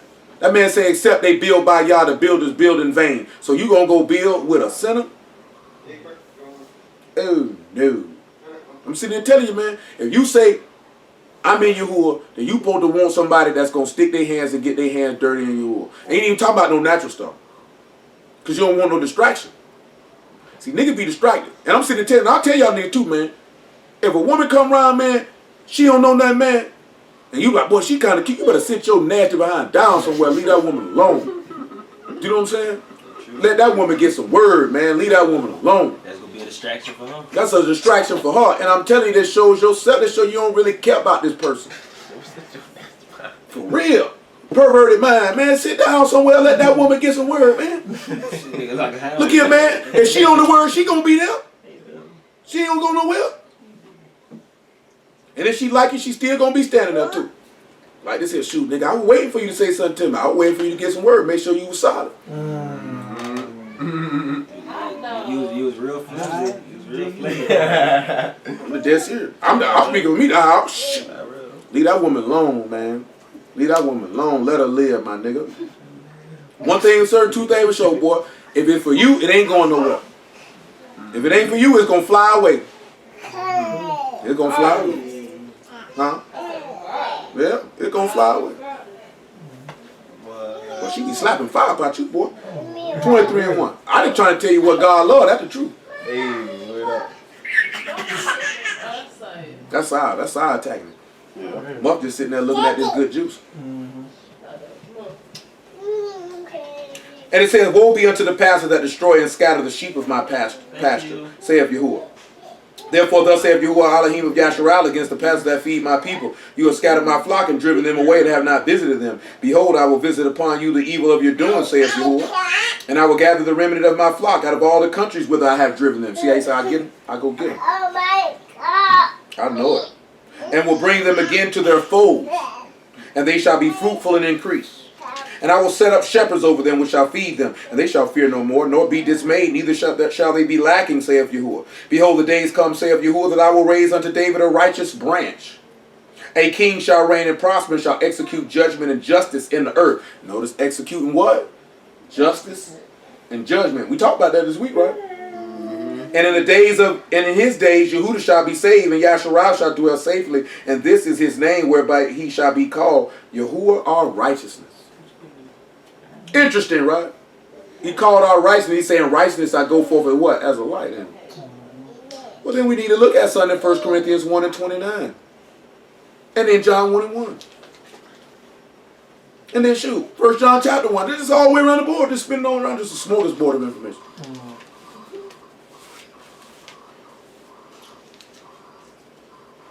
1 and 29. 1 Corinthians 1 and 29. I'm telling you, man. See, it's power and wisdom. It's everlasting life and understanding. That should be on the shirt right there. Yeah, I mean, we can do that. Yeah.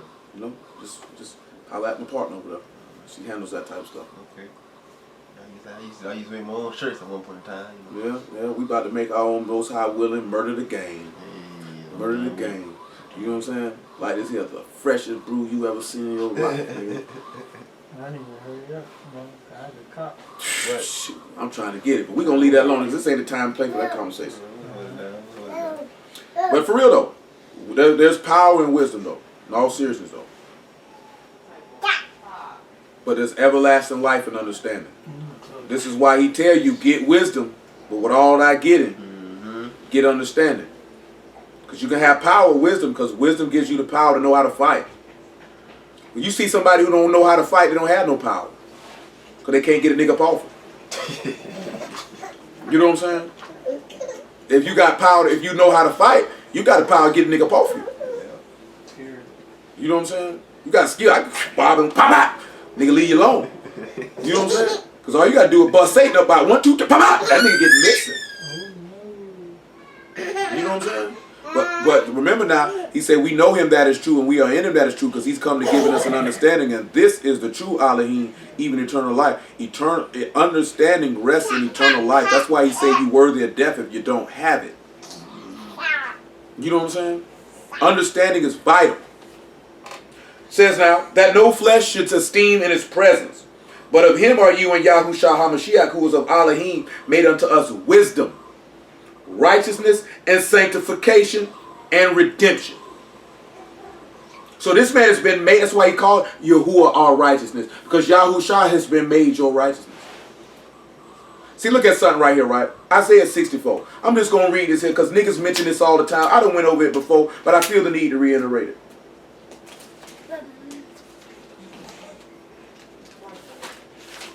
I don't know how long we've been going. Look up the thing. Doc, tell me how long you've been taking for. I ain't got no watch no more. 120. Oh, we got plenty. Isaiah 64, right? Yeah. Isaiah 64 and 5. We got plenty of time. Make it verse 3 because I just want you to hear it. Screw it, verse 1 because it's talking about what we talking about. Y'all all right? Everybody cool, man? Yeah. Cool mistake. Cool mistake. You know what I'm saying? But I'm seriously though, because when he say that righteousness coming as light, I'm not going to get John 1 and 1. Y'all know what John 1 and 1 say. In the beginning was the Word, and the Word was Elohim. Was with Elohim. And in him was light, and what? And the light was the life of men. And he says that his righteousness is coming as a light after he's not holding his peace anymore. Remember in Zechariah 14 it says that evening time it shall be light. So that means that when his righteousness coming as light, his righteousness is coming to bring life. See, I didn't read in Revelation 18 where it say it has shed the blood of the Kadeshim and the apostles. And now you singing because of, all right, girl. Well, it's tired enough what she don't get singing. I just like to see. I mean, if she had a skirt on, I wouldn't care. I don't want the baby walk around no onesies. It's on tape. They might not want their kids on tape with onesies, and we don't edit nothing. You know what I'm saying?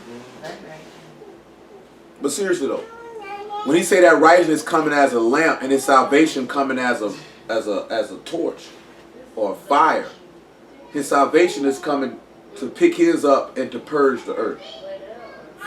You know, one thing about it, two things for sure. You know, Yah is good because sometimes I don't really have no framework, but he make all this stuff fit in a puzzle. So basically, it's just like I said, just basically a week-long conversation on the same stuff.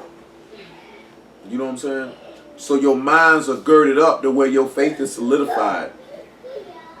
That you don't wait. And also, because I told them this last night, and I told y'all that last night too. Oh, we're going to hit that Revelation 10 and we're going to actually go in depth. You know what I'm saying? See, last night I just gave you a piece of the cookie and threw it out there. You know what I'm saying? We're going to just put it out there. He says, oh, thou would rend the Shamahim, that thou would come down, that the mountains might flow down out that. Do you see how he's asking him to split open the sky? Split it open. That the mountains. What did we read last night? What did we read? I just said something about Revelation 10. What we read in Revelation 10. Where was it his left foot be at? Who remembers where his left foot would be at? In the seas. And his right foot would be what? On the mountains.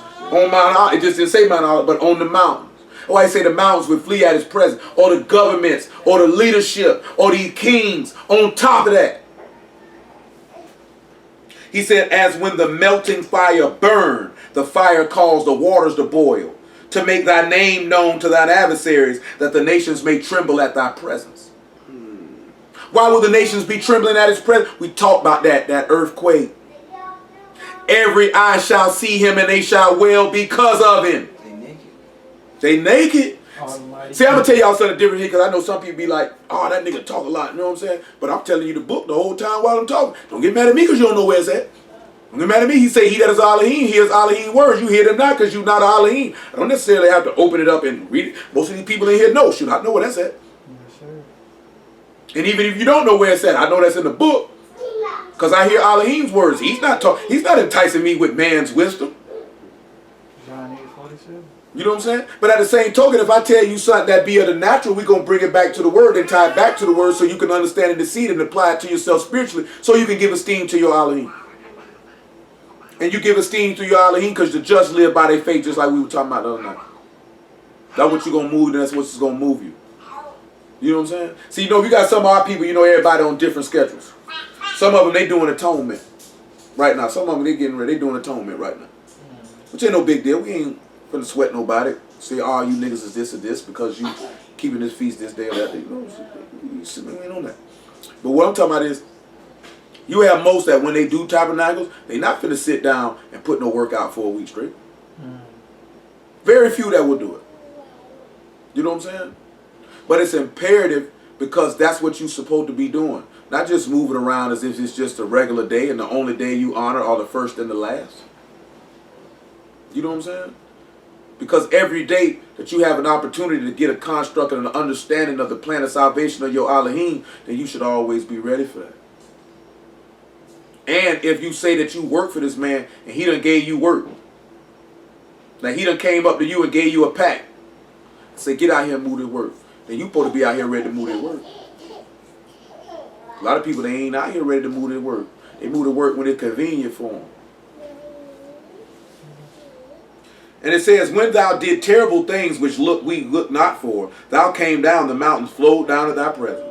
For since the beginning of the world men have not seen, since the beginning of the world men have not seen, nor heard, since the beginning of the world men have not heard, nor perceived by the ear, neither have the eyes seen, O Elohim, besides thee, what he hath prepared for him that wait for him. So you got to understand something. You cannot encapsulate in your pea-sized brain. And when I say pea-sized brain, I'm talking about compared to your Elohims.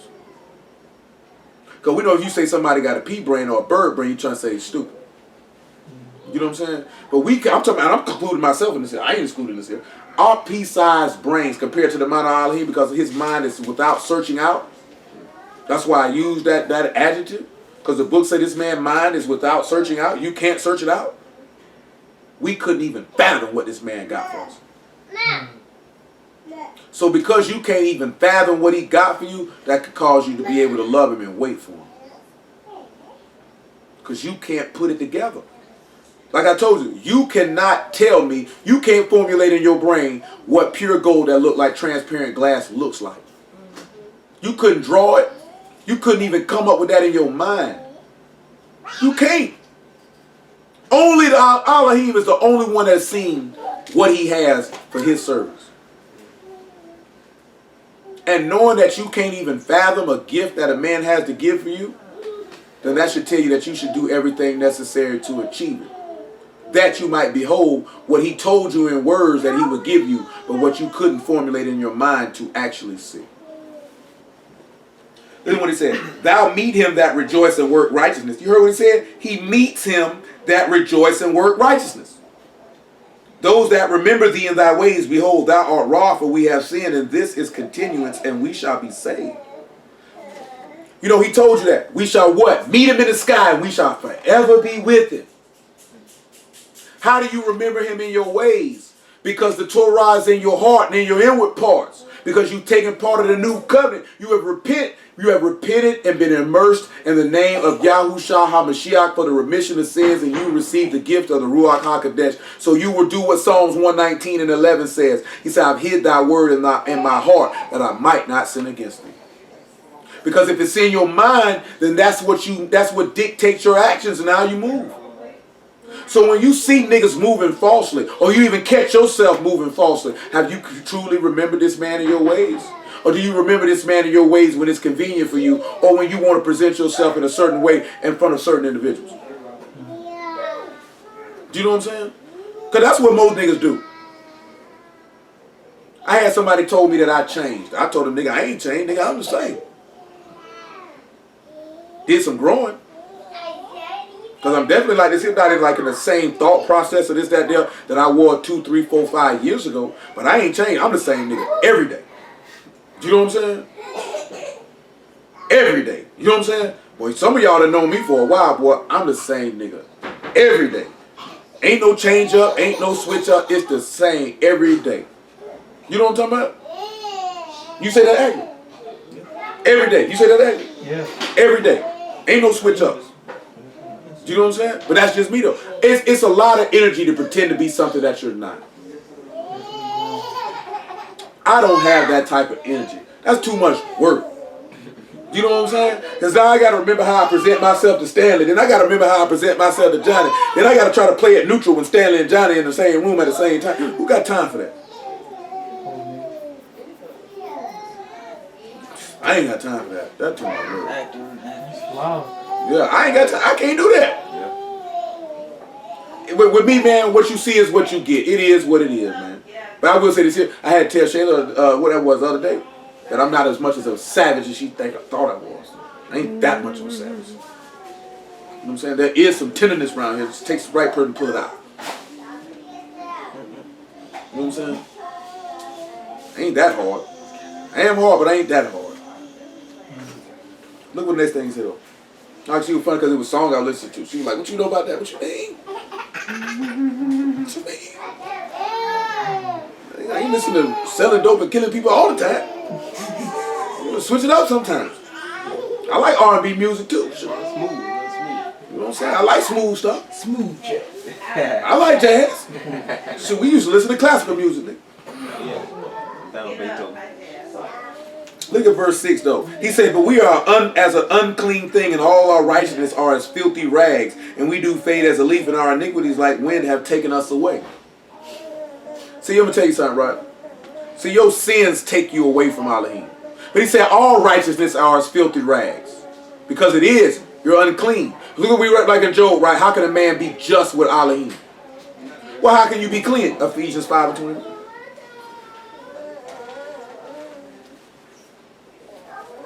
And Titus chapter 3. What is Leah crying about? I'm telling mom my son. I guess she's hungry.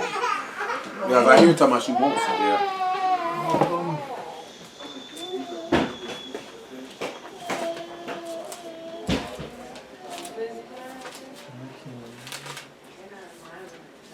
What you doing, Renee? What you doing, Renee?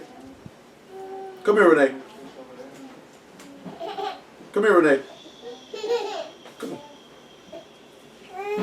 Renee ain't coming. Your name's not Renee. Come here, Renee. There you go. That's as good as it gets. All right, y'all just stand right there. Ephesians 5:25. He says, 26, that he might sanctify and cleanse it with the washing. Stop now. Okay, now all y'all got to go. All y'all got to go. Renee, Leah, Sai, go that way. Take your naked baby with you. Take your naked baby now. Yeah, that's your naked baby. Take your naked baby. It's not funny. Take your naked baby. See, you about to throw that cute face like that's gonna move me. I'm not moved by your cuteness. Go sit down, baby. Sai, go sit down with your naked baby. Now he says, right, that he might sanctify and cleanse it by the washing of water by the word. That he might present it to himself an esteemed body, not having spot or wrinkle or any such thing, that he should be Kadesh and without blemish. So what we're talking about is that when we say your righteousness is as filthy rag, Mashiach has been made unto you righteousness. Now let's look at something in Titus chapter 3. All right, AJ, go sit down somewhere. Titus chapter 3, probably about verse 5. Oh, no, lay down. Boy, suit, man. Muff ain't having it. She says it's only 10:46. Say, y'all ain't gonna send me to sleep. Y'all ain't shit, sent no fish my way. This is much, man. 3 and 4, actually. Titus 3 and 4. He said, but after the kindness and love of Elohim, our Savior toward man appeared, not by works of righteousness, which we have done. Because your righteousness is filthy rags. Yours is, your righteousness lacked something, and that was faith. See, your righteousness had the spottiness of the flesh, which is unclean.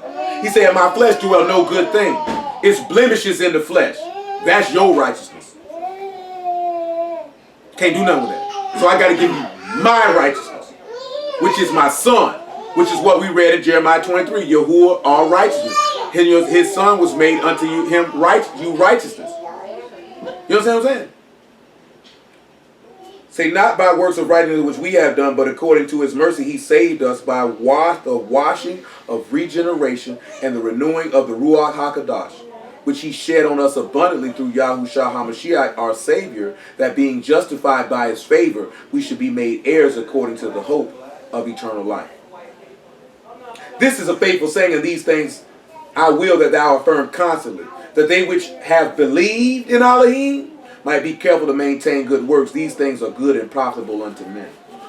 You know what he said? He said the washing and regeneration of the Ruach HaKodesh of the word. It's going to cleanse you. He said, if the washing and purifying of a heifer make you clean, how much more shall the blood of Mashiach, who through the eternal Ruach offered himself to Elohim, purge your conscience from dead works? That's why he say, put you on Yahushua HaMashiach and make no provisions for the flesh to fulfill the lust thereof. I don't think that's yours, man. You know what I'm saying? I'm telling you. Because he's become your righteousness. You got these filthy rags on. What you going to do with that? That's why he say his righteousness is going to come forth as a light. Colossians chapter 1 and verse 12.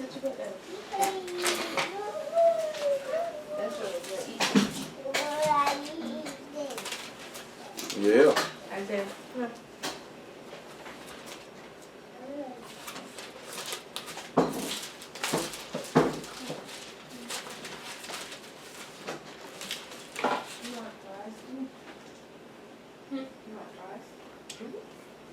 Make it 1 and 9. Make it 8. Colossians 1 and 8. Colossians 1 and 8. Look at that side is happy. Look at that smile. Look at that face. Can't never be mad like somebody's happy like get food. She's happy now. He says, who declared unto us your love in the Ruach? For this cause we also, since the day that we heard it, do not cease to pray for you, and desire that you might be filled with the knowledge of his will and all wisdom and spiritual understanding. Do you see how he said he desired him to have the knowledge of his will and what? Wisdom, spiritual understanding. Because now you'll have the skill in war and the insight. You can have the power and eternal life. He said that you might, listen what he said, because now that you have the power and eternal life, guess because now you have wisdom and understanding, guess what he said you do? That you might walk worthy of the master, unto all pleasing, being fruitful in every good work, and increasing in the knowledge of Elohim. So that means every time you put the word into usage, that you should be bearing the fruits of the word. His forth is continually going. We'll look at something in 2 Peter chapter 1 in a minute. And then he say increasing in the knowledge of Elohim. So that means if you're bearing fruit and walking worthy, then your knowledge should increase. And how to please him.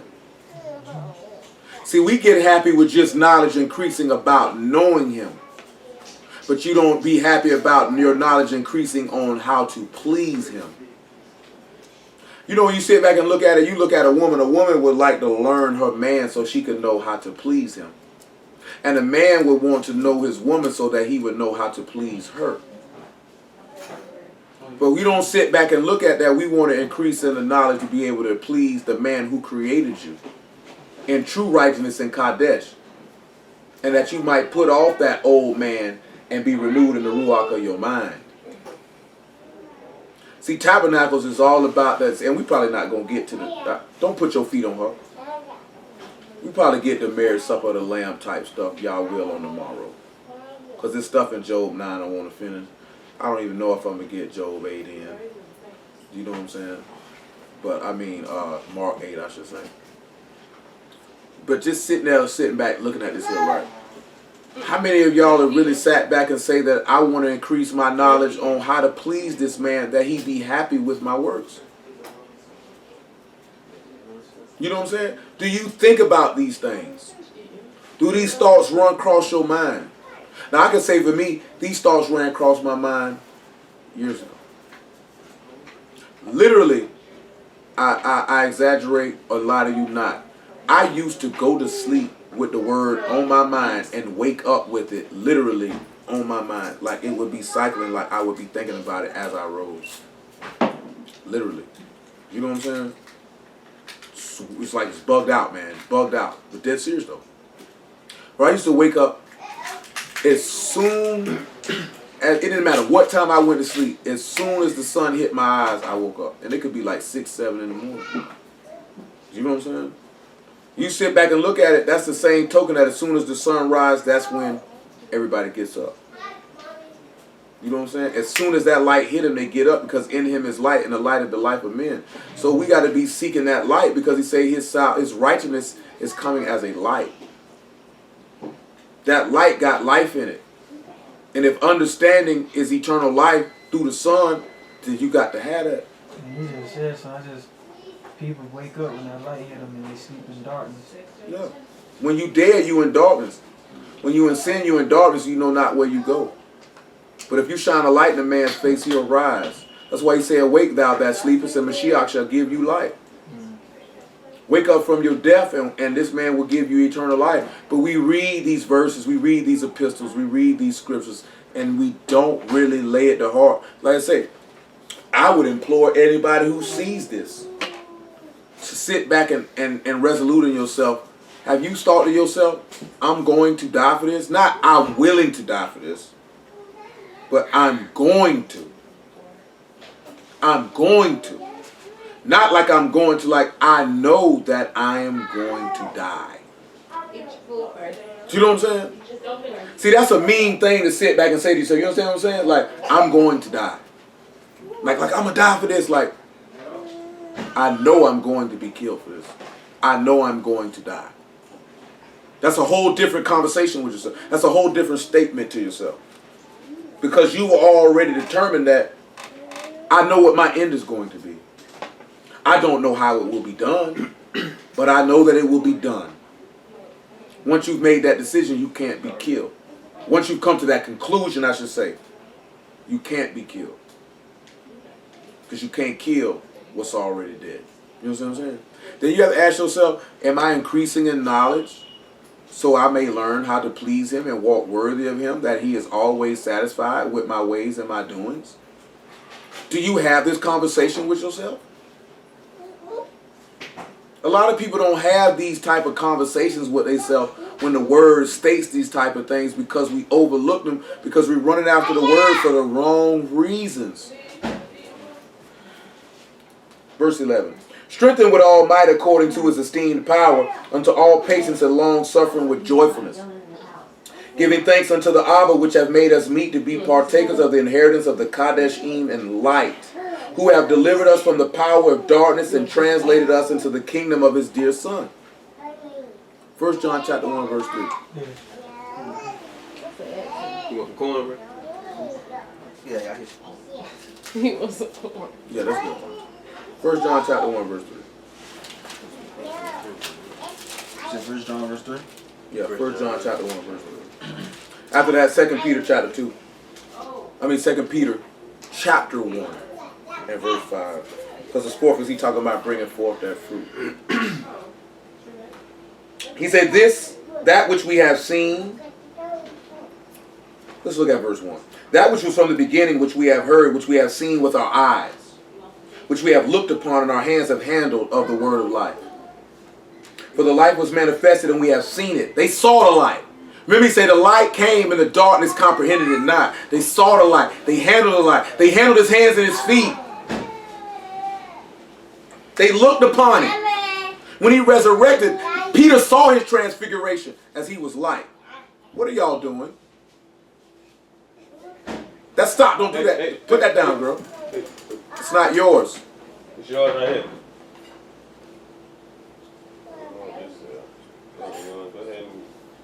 For the life was manifested, and we have seen it, and bear witness, and show unto you that eternal life, which was the Father, and was manifested unto us, which was with the Father, I should say, and was manifested unto us. That which we have seen and heard declare we unto you, that you also may have fellowship with us. Truly our fellowship is with the Father and with his Son, Yahushua HaMashiach. These things write we unto you, that your joy may be full. This then is the message which we have heard of him and declare unto you that Elohim is light and in him is no darkness at all. That's why he said to make you an inheritor of the set apart ones in light. In the beginning he said let there be light. When he said let there be light in Genesis chapter 1, that was the beginning of the creation, the beginning of life. This is why he say his righteousness will come back as a light. Because Yahushua has been made his righteousness. Therefore, he's coming to bring life. 2 Peter chapter 1.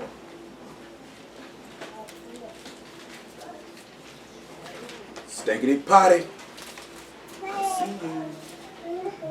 I see you. Stankity potty. You can't hide, stankity potty. 1 and 3. Okay, Leah. You go eat, Leah? Did you eat, Leah? Go eat, Stanky. According as his divine power is given unto us all things that pertain unto life and godliness. Again, the light. Through the knowledge of him that hath called us to esteem and virtue, whereby are given unto us exceeding great and precious promises, that by these you may be partakers of the divine nature, having escaped the corruption that is in the world through lust. We can see that in the beginning in Genesis, the earth was without form and void, and darkness was upon the face of the deep. That was the corruption of the world through lust. When he said, let there be light, that gave you an escape from that corruption. That's why he's coming back as his righteousness coming back as a light, because now the earth has been defiled by the inhabitants thereof. They transgressed the covenant and changed the ordinances. Therefore, I have to come bring you up out of that to escape that corruption. Because the earth is corruptible. I came to make it incorruptible. Flesh and blood can't inherit the kingdom of Shaman.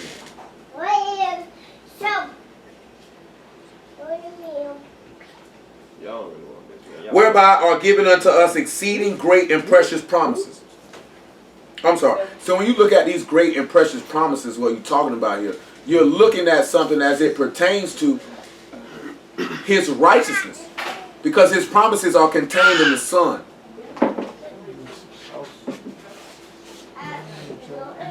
And besides these, giving all diligence, add to your faith virtue, and to virtue knowledge, and to knowledge temperance, and to temperance patience, and to patience godliness, and to godliness brotherly kindness, and to brotherly kindness charity. For if these things be in you and abound, they make you that you shall neither be barren nor unfruitful in the knowledge of our Master, Yahushua HaMashiach. But he that lacked these things is blind and cannot see afar off, and have forgotten that he was purged from his old sins. See, he say, you know that you wonder why a lot of people don't bring forth no fruit? It's because they are adding these things to their faith, therefore they become barren. This is unfruitful ground. You got to look at your heart. What's in your heart? Because your heart is the ground. If your heart is barren, it's because there's no faith in it. Therefore, you're not. That's why you say, add to your faith the pureness of virtue. And then through that pureness of virtue, add the knowledge of Elohim. And through that knowledge of Elohim, then you should know how to control yourself. And then after you know how to control yourself, then you should know how to wait on Elohim. And after you know how to wait on Elohim, then you should become godly.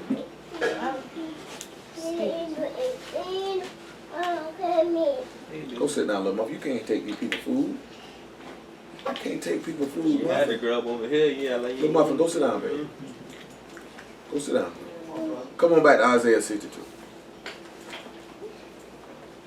Kira, you all right over there, Kira? All right. Gotta make sure you all right now. Kira was sad. Kira said, y'all left me out last night. Ain't nobody come bring that nigga no phone. She said, y'all ain't right for that. That what you tell them, Kira, they ain't right for that, is it, Kira?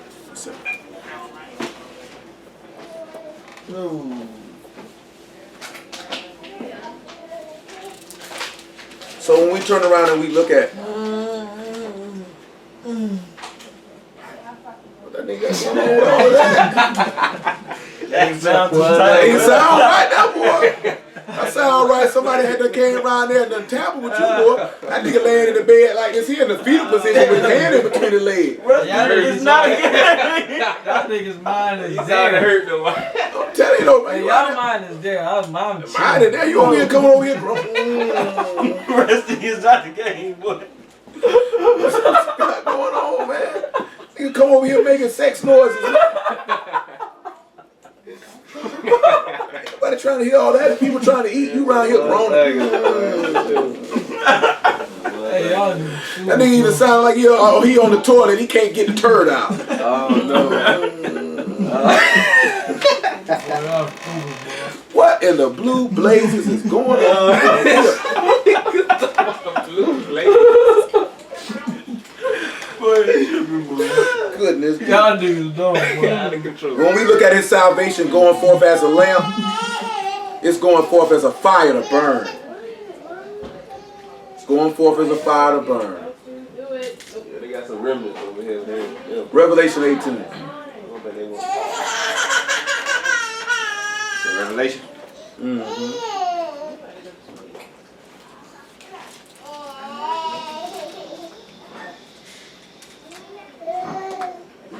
Revelation chapter 18. Let's look at verse 14.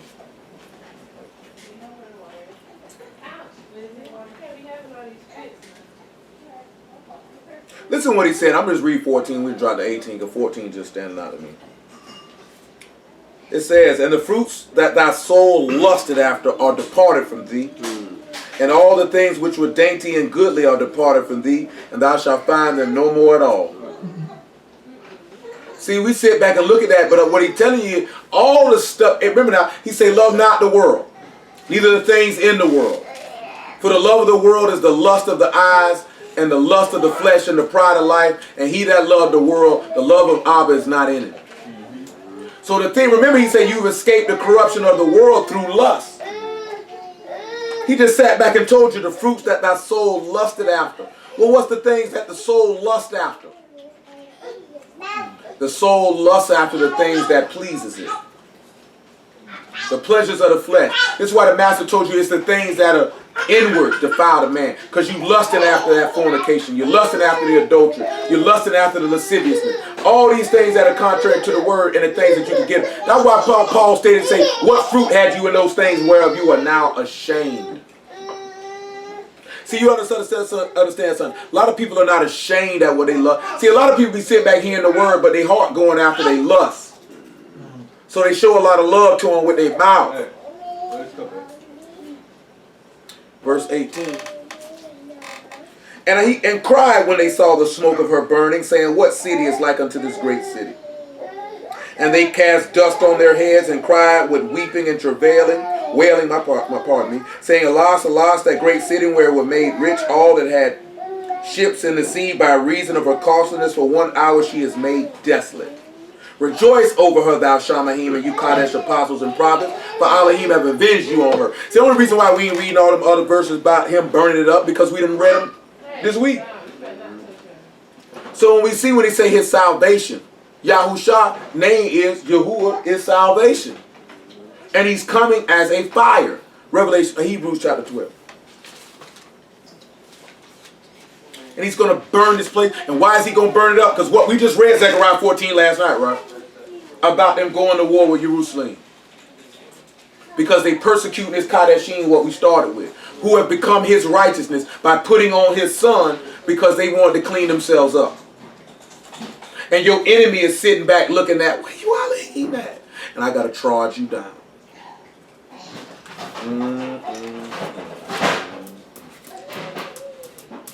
What I just said? 12. 12, yeah, 12 and 25. It's all good, baby boy. He holding that cup like a true soldier. Ain't nobody gonna knock that football out of his hand. He holding it high and tight. 12 and 25. See that ye refuse not him that speak. For if they have escaped not who refused him that spake on the earth, how much more shall we not escape if we turn from him that speak from Shamahim? Whose voice then shook the Arats, but now he had promised, saying, yet once more I shake not the Arats only, but also Shamahim. And this word, yes, once more signify the removing of those things that are shaken, as of things that are made, those things which cannot be shaken may remain. Wherefore we receive the kingdom which cannot be moved. Let us have favor, whereby we may serve Elohim acceptably with reverence and godly fear. For our Elohim is a consuming fire. Hallelujah for Yahushua in the word. We just got it right on. Well, how much